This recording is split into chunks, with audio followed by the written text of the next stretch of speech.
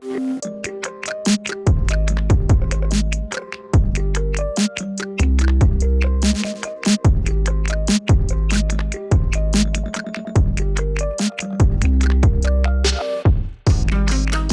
up guys, welcome back to the channel. Today I'm going to be continuing off of the last video that I released, because if you guys saw the last video, you guys know that I just got this brand new lens and I really like it. And if you follow me on social media, you know that I've been raving about it all over my socials. And the reason is because it's such a fun little lens, and it's made me want to start using my crop sensor camera again. For now, I didn't have a lens that I could put on my crop sensor camera. They made it small enough to justify taking it over my a7 III, because the difference was like very minimal, and the picture quality between the a7 III and my crop sensor are just like too big of a difference for me to be like, okay, this is like slightly smaller, let me take this one instead. So I would just take my a7 III everywhere I go, and I don't want to take my a7 III because that's my main shooter, and if I lose it, you know, it's a lot of money to replace. Recently, I picked up this $70 lens on Amazon with no expectations whatsoever. I was kind of just scrolling on Amazon one day and I saw it and I was like, whoa, it's only 70 bucks. I'm gonna order it. If it sucks, oh well, it was only 70 bucks, but if it's good, it was only 70 bucks. And it arrived, it came like 2 days, you know, whatever. And I took it out to shoot, and it turns out this lens is actually a lot better than I thought it was, and it's a lot funner to use. It's a lot more fun to use than I thought it would be. And it's a super small package, so because it's so small, I don't have a problem taking my camera everywhere now, and it's just made me want to actually pick up my camera and go out and shoot. Obviously, you guys follow me because my portrait photography, not my like street photography or anything, so demonstrating it with street photography was obviously not, you know, indicative of what I normally shoot. So in today's video, I'm going to be showing you guys some BTS of a full portrait photo shoot that I shot using this lens, which is the Meike 25mm f1.8 fully manual focus lens. That is a lens, and I'm going to be showing you guys what it looks like here in a studio session that I just had. Nothing too serious. I just kind of wanted to test it out, test out the quality of the lens. I did shoot some of them with a Pro Mist, some of them without, just to kind of see how that worked. And yeah, I'm gonna give you guys my overall review on it when it comes to portrait photography, in case you were wanting to pick it up and you only do portrait photography.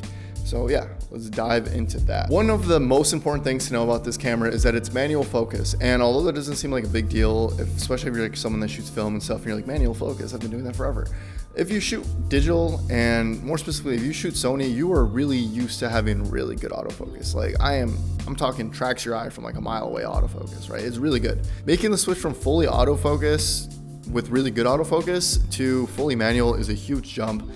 And for some people, that might be too much for them. And for me, it obviously slowed me down a ton, and it made me realize just how, you know, lucky I am to have such a good autofocus, because I never really, you know, sometimes the autofocus misses, and sometimes I'm like, oh, this kind of sucks, I might as well just shoot manual the entire time. But when you shoot manual, when you like, that's the only option for the entire thing, like it slows you down a ton. So that's one thing I really, you know, I was obviously expecting, but it was way slower than I thought, because I had to lock in with the manual assist and then, you know, reframe the shot and then lock in again to make sure that it was still focused. So that was a little annoying. Obviously, that's something that was to be expected with a manual focus lens, so I can't really complain about that. But one thing I did notice is while shooting in a low light environment like I did in this session, at 1.8, this lens isn't the sharpest lens. And because it's not the sharpest lens at 1.8, it was a little hard to find focus when I was trying to focus at 1.8, which can be a bit of a problem, because you may think you're in focus and then you go and check and you're not actually in focus, or you may be in focus, but it may not look like you're in focus because it's just not that sharp. So that's another thing about this lens, is it's $70. So at 1.8, when it's wide open, it's not gonna be that sharp. And I obviously knew that was going to be the case, but I did not expect it to be this soft at 1.8. And I might have just missed the focus a little bit, but I'm pretty sure I nailed the focus, and it was still just a little bit too soft for it to even look like it was focused. You can obviously add some sharpness and, you know, make it look a little bit more in focus, but that's another thing you need to keep in mind if you do plan on getting this lens for portraits.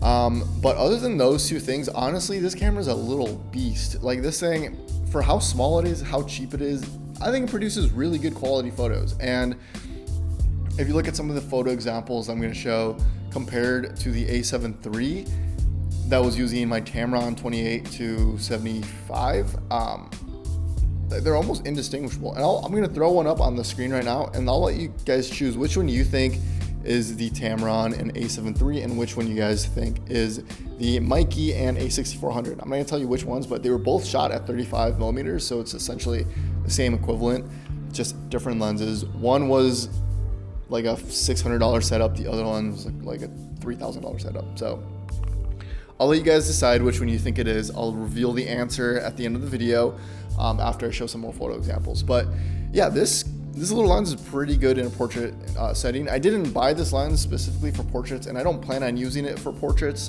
but it is good to know that if I do need it in a pinch, I can use it for portraits. It's a 35 or like 36mm equivalent, but you know, that's a really common focal length for portrait photography. That and 50 mils, really common focal length. So if you are planning on getting this thing for portrait photography, I think that it'd be a really solid deal. If you're in a tight pinch, you want to have a good solid lens, and you like shooting in crop sensor, I think it's a really solid lens for that. Now, that's not why I got it for, but throughout the session, I didn't really notice any flaws in this lens other than it's just manual focus, and it isn't super sharp at 1.8, but even when I stopped down to like 2.8, it already sharpened up so much that I could see like the fine details of the model's hair. So like, it's not that big of a deal for me, honestly. And for a lens that I just want to be able to take anywhere with me, like it's more than enough for that. And I know this video probably isn't gonna be like a super in-depth like technical analysis on how sharp this lens is, chromatic aberration and stuff like that. But take it from me, I think it's pretty good for portrait photography.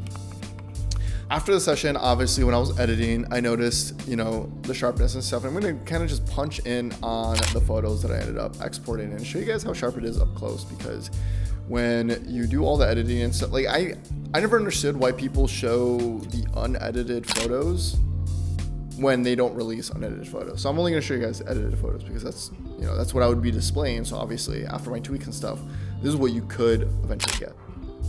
So this is what some of the photos that I ended up taking look like, and punched in at a couple 100%, you know, you still see a lot of the detail and you still see a lot of the things. And obviously I added some grain, I added some grain as like an aesthetic choice, but as you can see, even when I punch in super tight, you can see her eyelashes clearly. You can see her eye, you can see like all these details, and it's incredible because this is a $70 lens. Like, it's like for $70, this is really good, and it's a really good bargain.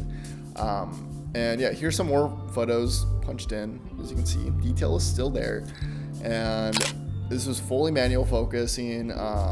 A lot of these I did use the manual focus assist on the Sonys, and you guys know what that is. It kind of just like zooms into a specific part of the photo. You can drag it around and just kind of select where you want it to focus, and then you'll get a up close view of what you're focusing on, and it makes it really easy to focus. That's the Meike 25mm f1.8 in a portrait studio session, and I think it did really good. I think it did really good. I think if I needed to shoot with this for like client work, I definitely could pull it off. Obviously there's some hurdles you need to get over, but at the end of the day, $70, so definitely worth it. And yeah, I really like this lens. This will probably be my last video on this lens, but I really like it, so maybe not. Maybe I'll make some more videos on it. Maybe we'll do like video examples of it too. But yeah, it's a really good lens for the price. Let me go back to those photos that I showed earlier and let you guys know which one was actually the Sony A7 III and which one was the A6400 with the $70 lens. And this were the answers.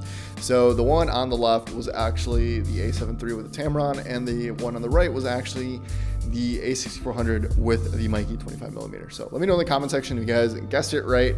At first glance, it might be pretty hard to, you know, distinguish which one of these is a $3,000 setup and which one of these is a couple $100 setup, and which one of these is a couple $100 lens and which one's a $70 lens.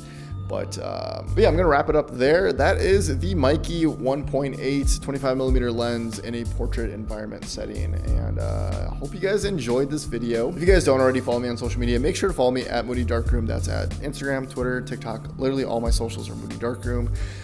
If you made it this far to the video, thank you guys for watching. Go ahead and like and subscribe so you don't miss out on any future content, and go ahead and drop a comment in the comment section below so that it helps the algorithm push my videos to new viewers. But with that being said, thank you guys for watching. I will see you in the next one. See ya.